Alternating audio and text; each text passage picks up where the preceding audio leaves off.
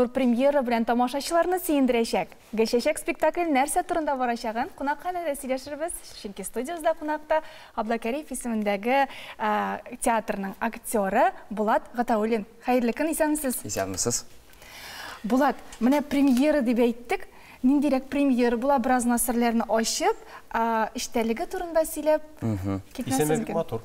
Гөлчәчәк бу татар халык әкияте. Гөлчәчәк без шуңа нигезләнеп спектакль чыгардык. Аның жанры куркыныч әкият, ягъни страшилка, хоррор дип әйтәбез инде.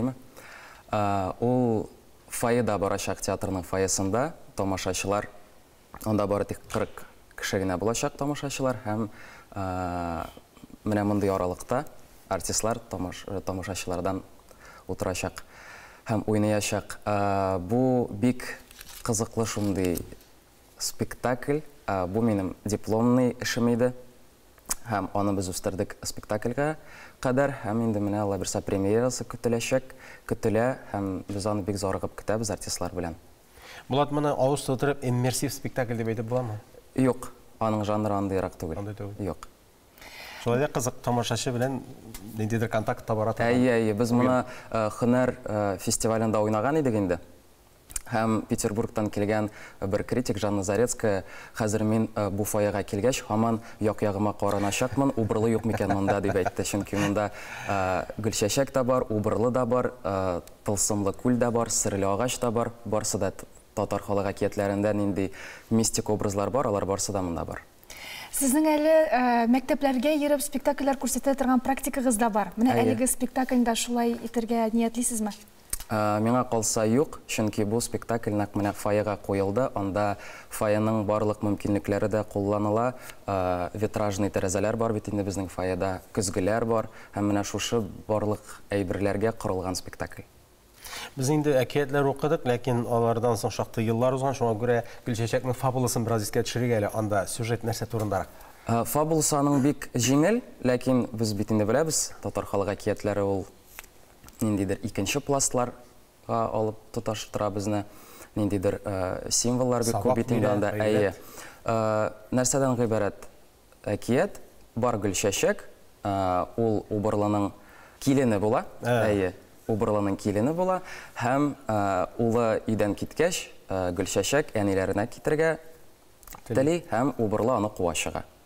Убырлы куа, Гөлчәчәк йөгерә, күл ярдәм итә, агач ярдәм итә һәм менә инде шушы көрәштә кем җиңә? Убырлымы, Гөлчәчәкме, яхшылыкмы, явызлыкмы? Менә анысы инде сер.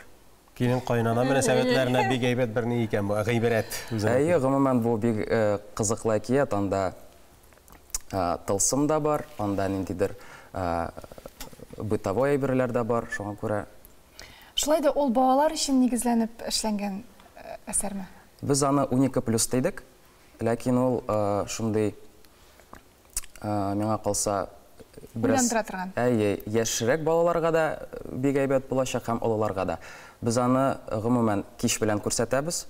Сәгать 7-дә, алдагы көннәрдә инде җәйгәрәк чыккач тагын да соңрак куярга планлаштырабыз. Һәм тагы шуны да әйтергә кирәк, спектакльдән соң Мәтрүшкә Пати дигән без бер шундый дәвамын уйлап таптык спектакльнең. Анда инде без мәтрүшкәле шәйләр ясап, тамашачылар белән әңгәмә корачакбыз. Ягъни ниндидер бер тема сайлап, менә инде премьерадан соң без Айдар Шайхин алып барачак ул очрашуны. Анда инде әкиятләр нәрсә ул, мифлар нәрсә ул, андагы образлар, менә шул турыда сөйләшәчәкбез. Монда шул хәдер әйбәт, Корея театрына чыгасы да түгел икән.